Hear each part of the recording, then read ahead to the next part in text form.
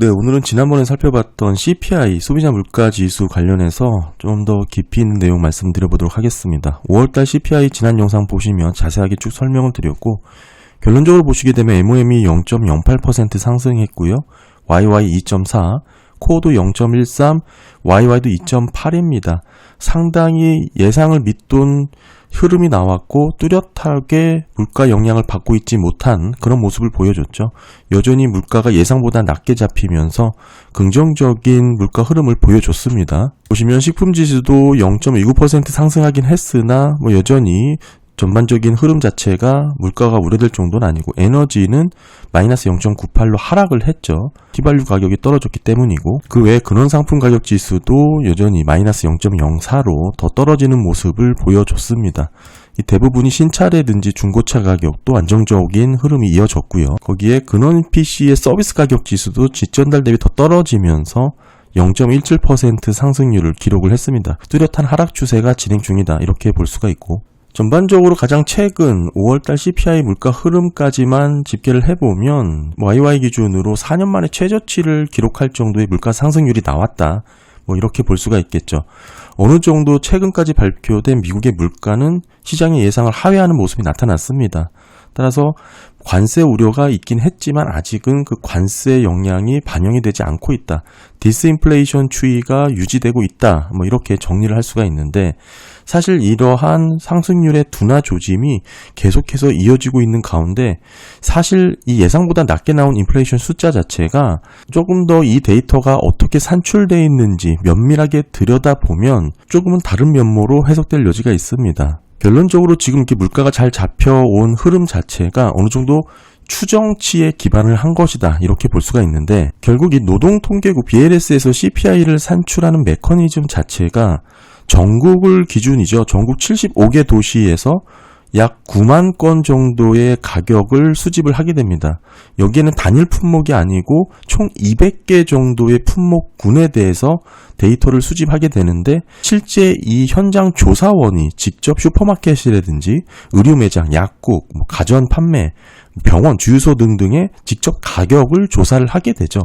이렇게 현장에서 확보된 실제 가격이 계절 조정 방식에 따라 어느 정도 정제가 되고, 그 결과물이 소비자 물가 지수라는 통계로 집계가 되는 건데, 이 표 보시게 되면 이 표는 간단하게 CPI 계산하는 데 있어서 실제 가격 데이터를 수집하지 못하고 추정한 비중이 얼마나 되냐, 그거를 나타내는 표입니다.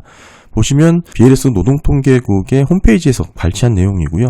이 끝부분 보시면 결론이 나와 있죠. 이번 5월달이 추정치가 30%에 달한 것으로 확인할 수 있습니다. 직전달도 29%였는데 여전히 높은 수준을 유지하고 있는 것이죠. 전체 쭉 보시면 24년도부터 해서 8%, 10%, 9%, 11, 10 대체적으로 10% 수준을 보여오다가 최근 들어 3배가량 증가된 모습을 보여주고 있습니다. 이런 부분에 있어서 BLS는 네브래스카주 링컨과 유타주의 프로보, 뉴욕주의 버팔로 등등의 지역을 포함해서 전국적으로 샘플링이 줄어들었다, 이렇게 얘기를 하고 있는데, 그 이유 자체가 연방정부의 채용 동결로 인해서 이 가격 측량을 하는 직원을 더 고용하고 교육할 수가 없었기 때문이다, 인력난 때문이다, 이렇게 얘기를 하고 있습니다.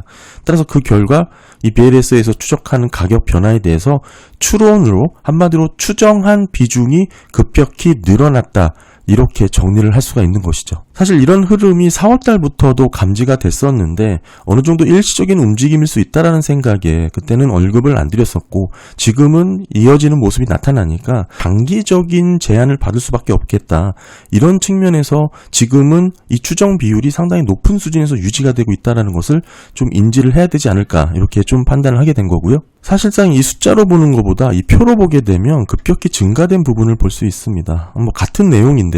그래프로 보게 되면 10% 수준에서 꾸준히 유지되어 오다가 최근에 30%로 비중이 급격히 증가한 것을 확인할 수 있죠. 따라서 이 얘기를 달리 얘기해보면 현재 CPI에 반영되는 가격의 3분의 1은 결국 다른 CPI 자료를 기반으로 한 추정치다, 이런 의미를 얘기하고 있습니다. 그 얘기는 결국 이 통계 신뢰도에 대해서 전체 위협을 가할 수 있는 그런 구조적인 결함 아니냐, 이 정도까지도 얘기할 가능성이 생겼다, 이렇게 볼 수가 있고요. 쭉 데이터 보시게 되면 과거 이 CPI 구성 항목 중에 대략 한 10% 정도는 현실적으로 수집이 좀 불가능한 상황이다, 이렇게 볼 수가 있습니다. 따라서 이 10% 수준에서는 기존의 통계 모델을 통해서 추정치로 가격 계산을 대체해 왔는데, 이게 25년 5월달 들어서면서부터 이 비중이 30%로 평소의 3배 수준으로 급증했다라는 게 문제다, 이렇게 볼 수가 있는 것이죠.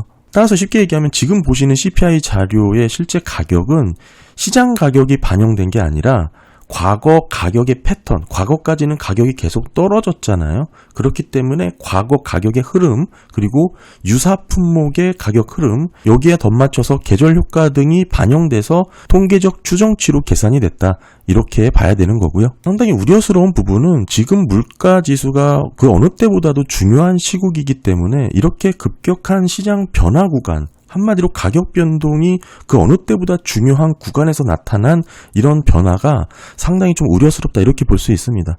어느 정도 물가에 대한 변곡점이 관세 영향으로 인해서 시장의 집중도가 높아진 상황이고, 게다가 금리 인하의 시기를 결국에는 이 물가로 조정을 할 수밖에 없는 국면인데, 이런 추정 오차로 인해서 실제 경제 판단에 왜곡될 가능성이 더 커졌다, 이렇게 볼 수가 있는 것이죠. 이 얘기를 조금 더 극단적으로 설명을 드리면, 지금 5월 CPI가 잘 둔화된 것으로 나왔지만 실제 수치가 내려간 게 아니라 단지 모델링이 그렇게 예측한 결과치일 수도 있다, 이렇게도 논리가 확대될 수 있다는 것이죠. 그럼에도 전체 CPI 흐름 자체가 뒤바뀔 정도냐, 저는 그렇게 보고 있지는 않지만 그 이유 자체가 CPI 절대 대부분이 주거비의 흐름에 맞물려 있기 때문에 그렇습니다. 거기에 국제 유가, 이 두 가지 흐름만 보면 사실상 소비자 물가 흐름이 이 추정치의 흐름의 변화만으로 흔들릴 정도냐, 모멘텀이 바뀔 정도냐, 이렇게 보긴 어렵다, 저는 개인적으로 그렇게 보고 있고요. 쉽게 말씀드리면 주거비가 잘 떨어지고 있고 국제 유가가 안정된 수준에서 유지가 된다면 소비자 물가 지수는 계속적인 안정세를 찾아가는 게 기본 골자다, 저는 그렇게 보고 있습니다. 그렇긴 한데 실제 소비자들이 느끼는 현장에서의 물가 체감도는 상당히 높은 수준이죠. 물가가 잘 떨어지고 있다라고 공식 통계는 이야기하고 있지만 실제 시장에서 반영된 프라이싱은 그렇지 않다라는 점에 결국 소비자들의 기대 인플레이션 수치는 높아질 수밖에 없는 흐름이다. 이런 흐름으로도 맥락을 이해할 수가 있고요. 이런 흐름에서 결국 이 CPI, 인플레이션 BLS 보고서의 정확도가 떨어졌냐라고 질문을 해본다면 당연히 이 담당 데이터 수집자는 아니라고 말하겠죠. 하지만 이 뒷말이 더 의미가 있는데, 현재의 시점에서 모든 것이 좋다고 인정할 수는 없다, 이렇게 얘기를 한 것이죠. 그와 맞물려서 제롬 파월 의장조차도 최근 의회 발언에서도 내비친 내용이 있습니다. 5월 CPI 추정치가 30%로 급증을 했다, 평소 3배 수준이다라고 언급을 했고, 이로 인해 CPI 지표가 왜곡될 가능성을 우려했습니다. 사실상 이렇게 급격하게 추정치가 증가했다라는 것 자체가 좀 문제다라고 볼 수는 있을 것 같고요. 특별히 이제 금리를 내려야 되는 그런 시기에 맞물려서 그 어느 때보다 물가 흐름이 중요한 시기에 이런 추정치가 급격히 증가한 것은 상당히 좋은 모습은 아니다, 이렇게 볼 수가 있고요. 따라서 CPI 아니더라도 사실상 기대 인플레이션의 흐름이라든지 특히 이제 주거비 흐름, 민간단에서의 실체 인차료의 흐름, 여러 번 말씀을 드리기도 했고, 우리가 또 ISM에서의 가격 지수도 있잖아요. 이런 흐름도 종합해서 좀 살펴볼 필요가 있다, 이렇게 봐야 될 것 같습니다. 네, 오늘은 CPI 흐름 한번 짚어봤는데 지금 겉으로 보기에는 낮은 인플레이션으로 잘 둔화가 되는 것처럼 보이긴 합니다만, 사실 그 숫자가 만들어진 과정을 보면 과거 대비 전체 한 30% 정도 데이터가 추정치로 집계된 결과다. 이 말은 평소의 3배에 달할 정도로 급증한 결과다 보니까 사실상 실제 시장에서의 가격 흐름이 제대로 반영되지 않는 거 아니냐, 이런 얘기도 나오고 있다는 부분을 한번 짚어봤고요. 그렇긴 하지만 제 입장에서는 CPI 전체의 흐름을 좌우하는 핵심 항목 자체가 이 쉘터, 주거비와 국제유가, 에너지 이 두 가지를 저는 중요하게 보고 있습니다.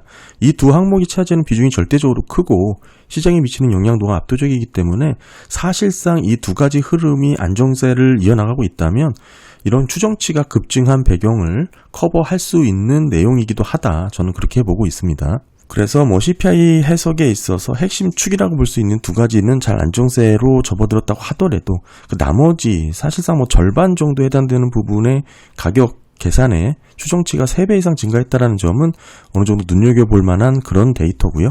어느 정도 불안정한 데이터 위에서 계산되고 있는 통계적 한계치를 좀 갖고 지금 현재 물가 흐름을 좀 이해를 하시면 좋지 않을까 이런 생각을 갖고 말씀을 드려봤습니다.